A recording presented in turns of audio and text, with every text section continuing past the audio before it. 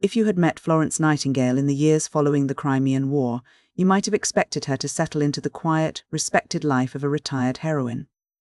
The world knew her as the lady with the lamp, the woman who had braved the horrors of Scutari to tend to the wounded. But the second half of her life, as Edward Tyas Sir Cook details in his biography, reveals a woman who was far more than a symbol of compassion. She was a relentless, often exhausting, and incredibly sophisticated political strategist who realized that to truly save lives, she had to stop treating individual patients and start treating the systems that allowed them to die in the first place. The transition into this new phase of her life was marked by a profound personal loss. In 1861, Sidney Herbert, the Secretary at War and her most important political protector, died. For Florence, this wasn't just the loss of a friend, it was the loss of her primary shield within the halls of government. She entered a period of deep isolation and grief. But she did not retreat into quietude. Instead, she channeled that despondency into a massive, data-driven crusade. She turned her gaze toward India, where the British military and civilian populations were suffering from staggering mortality rates due to preventable diseases. This is where we see the emergence of the Florence Nightingale who would change the world, not with a lamp, but with a pen and a mountain of statistics. Working closely with experts like Dr. William Farr, she began compiling what would become known as the Observations. This wasn't a collection of sentimental pleas for mercy, it was a scathing, statistically backed critique of the horrific sanitary conditions in India. She used numbers like a weapon, presenting undeniable proof that more soldiers and civilians were dying from poor drainage, inadequate water supplies, and filthy living conditions than from any battlefield wound. She found herself navigating a labyrinth of bureaucratic resistance. The War Office and the colonial administration were massive, slow-moving machines, often hostile to anyone who pointed out their failures. To get things done, Florence had to become a master of political maneuvering. She learned how to bypass the people who were blocking her by appealing directly to the Prime Minister or using tricky, diplomatic channels to ensure her findings led to actual, administrative change. She wasn't just asking for better conditions, she was forcing the government to rewrite the rules of how they managed an empire. As she moved through the 1860s and 70s, her influence grew into something almost systemic. She became an unofficial advisory council to the War Office. She wasn't a frontline nurse anymore, but she was perhaps more influential than any general or administrator. She managed complex logistics for military expeditions and provided technical expertise on everything from the design of hospitals to the welfare of soldiers' families. She had become a health missionary for India, using her mastery of sanitary science to argue that the government had a moral and financial obligation to prioritize irrigation and famine prevention alongside basic sanitation. This period of her life highlights a fascinating duality in her character. On one hand, she was a woman of intense, almost obsessive, administrative drudgery.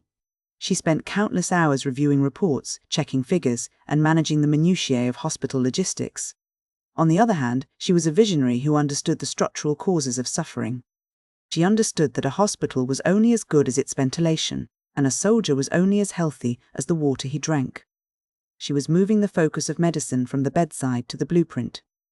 As her career matured, her focus shifted toward the professionalization of nursing. This became one of the great battles of her later years. Through the Nightingale School at St. Thomas's, she sought to transform nursing from a low-status, untrained job into a respected, disciplined profession. But she was a rigorous, almost detective-like overseer. She personally reviewed the character and competence of every probationer who entered her school. This led to what she called the nurses' battle. There was a movement at the time to reduce nursing to a mere technical certification, a set of skills you could learn quickly and move on from. Florence fought this with everything she had. She argued that nursing was a sacred calling that required not just technical skill, but high moral character and continuous, lifelong supervision. She didn't want technicians, she wanted women who understood the weight of the responsibility they carried. She believed that the soul of the vocation was tied to the character of the nurse, and she was willing to fight the entire medical establishment to ensure that standard was met. By her later years, Florence's physical health had begun a long, slow decline. She became largely bedridden, and her sight began to fail. To an outsider, she might have seemed sidelined, but the opposite was true. Her physical limitations actually seemed to sharpen her ability to exert influence from a distance. She became a global icon of humanitarianism, operating through a vast, intricate network of correspondence. She was a mentor to royalty, including the Crown Princess of Prussia, and a strategist for international movements like the Red Cross. Even when she was confined to her room, she was engaged in the most intense intellectual debates of her day. She was a formidable force in theological and social circles, debating figures like the philosopher John Stuart Mill and the theologian Benjamin Jowett. These weren't just casual conversations. She was wrestling with the intersection of duty, suffering, and the divine.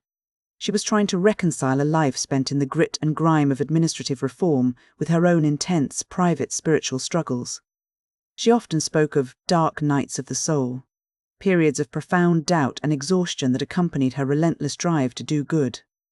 Looking back at her life through the lens of Cook's biography, we can see a clear arc. She began as a woman driven by a sense of divine duty to help individuals in the immediate aftermath of war. But she evolved into something much larger, a global architect of public health. She moved from the what of nursing, the direct care of the sick, to the why of systemic reform, the structural reasons why people get sick and die. There is a certain irony in her legacy. The world often remembers her as the angel of the Crimea, a soft, maternal figure tending to wounded men by candlelight. But the real Florence Nightingale was a woman of iron and ink. She was a person who mastered the most unglamorous tools of power, statistics, bureaucracy, and logistics, to force the hand of empires. She understood that compassion without organization is merely sentiment, but compassion backed by data is a revolution. Her influence was characterized by what some called the gift of invisibility. She often worked behind the scenes, avoiding the spotlight of public administration to focus on the actual work of reform. She knew that being a public figure could sometimes be a distraction, and she preferred the power of the consultant to the glory of the politician. She was content to be the person in the room who had the facts, the maps, and the mathematical proof that could change a law or build a hospital. In her final decade, she became a living institution. She was no longer just a person, she was a standard by which nursing and public health were measured. When she died in 1910, at the age of 90, she had achieved something truly rare. She had not only changed the way we care for the sick, but she had changed the way governments think about the health of their citizens. Even her death reflected her lifelong commitment to a certain kind of practical, no-nonsense duty. Despite her massive international stature, she rejected the grandiosity of a burial in Westminster Abbey.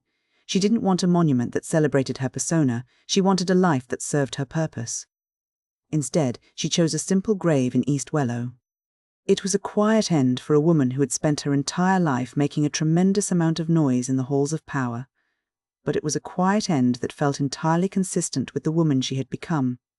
She left behind a world where nursing was a respected, professional vocation, and where the idea that the state has a responsibility for the sanitary conditions of its people was no longer a radical idea, but a fundamental pillar of modern governance.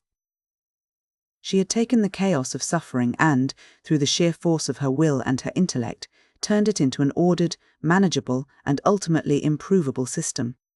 As we reflect on her life, it's worth considering the tension she navigated throughout her career, the tension between the individual and the system. We often think of humanitarianism as a series of individual acts of kindness, a hand held, a wound cleaned. And while Florence Nightingale certainly valued that, she realized that the most profound acts of kindness are the ones that prevent the wound from ever happening. She looked to the brokenness of the world and, rather than just trying to patch the cracks, she tried to redesign the foundation. It was a difficult, often lonely, and incredibly taxing way to live, but it was the way she saw her duty to be done.